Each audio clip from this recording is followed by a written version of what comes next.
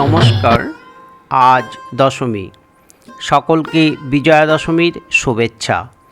ওরে নবমী নিশি না হইও রে অবসান, মা মেনকার আরতিকে অবলীলায় অতিক্রম করে নবমী নিশির অবসানে দশমীর সকাল আগত। মা উমার বিদায় নেবার পালা। নীলকণ্ঠ পাখি পাড়ি দিয়েছে কৈলাসের পথে মহাদেবকে উমার আগমন বার্তা পৌঁছে দিতে। ঢাকের কাঠি নীরব, মন ভরেছে বিষাদে। মণ্ডপে মণ্ডপে চলেছে সিঁদুর খেলা।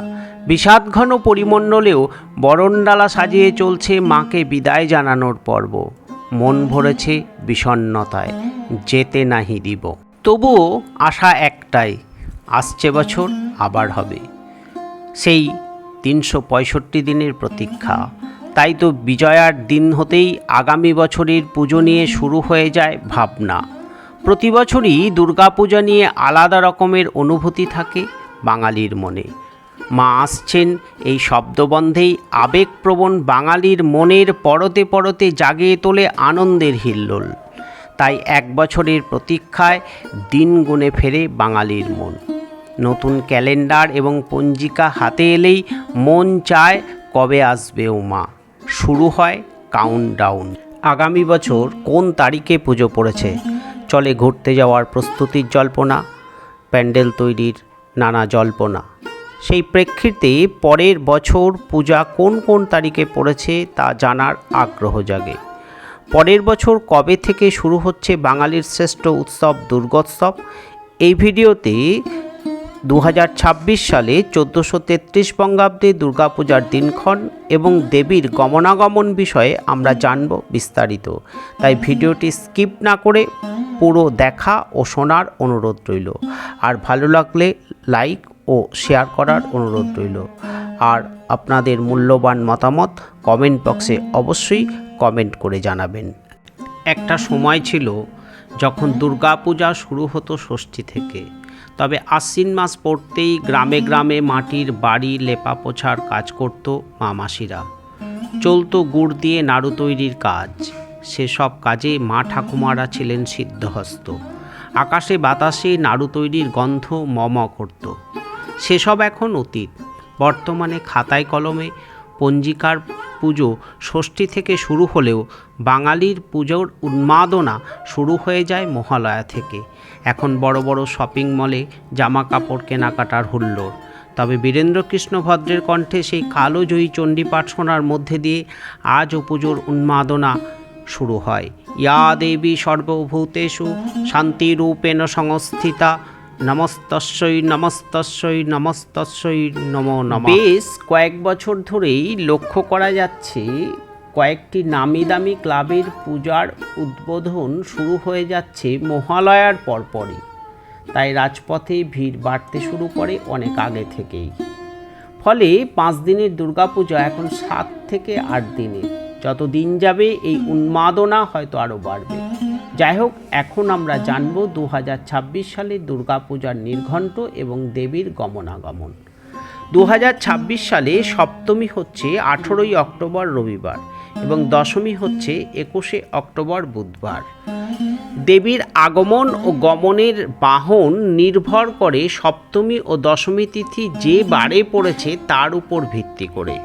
শ্লোকে বলা হয়েছে রবৌচন্দ্রে গজারুড়া ঘটকে শনি ভৌম গৌর শুক্রে চ দোলায়াং নৌকা আং বুধবাসরে।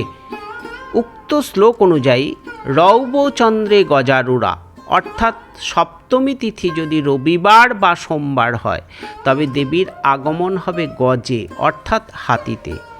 কিন্তু ঘটকে শনি ভৌম অর্থাৎ সপ্তমী তিথি শনি বা মঙ্গলবার পড়লে দেবীর আগমন হবে ঘটকে অর্থাৎ ঘোড়ায়। আর গৌর শুক্রে চ দোলায়াং অর্থাৎ সপ্তমী তিথি যদি বৃহস্পতিবার বা শুক্রবার পড়ে তবে দেবীর দোলায় আগমন হবে। আর নৌকা আং বুধ বাসরে অর্থাৎ সপ্তমী তিথি বুধবারে পড়লে দেবীর আগমন হবে নৌকায়। একইভাবে দশমী যদি রবি বা সোমবার হয় তবে দেবীর গমন হবে গজে। আবার যদি দশমী শনি বা মঙ্গলবার পড়ে তবে দেবীর গমন হবে ঘোড়ায়, এবং দশমী যদি বৃহস্পতিবার বা শুক্রবার হয় তবে দেবীর গমন হবে দোলায়, আর দশমী বুধবার পড়লে দেবীর গমন হবে নৌকায়। আগামী বছর অর্থাৎ 2026 সাল 1433 বঙ্গাব্দে সপ্তমী তিথি যেহেতু 18ই অক্টোবর রবিবার পড়েছে, সুতরাং দেবীর আগমন হবে গজে বা হাতিতে। আর দশমী যেহেতু 21শে অক্টোবর বুধবার পড়েছে, সুতরাং দেবীর গমন হবে নৌকায়।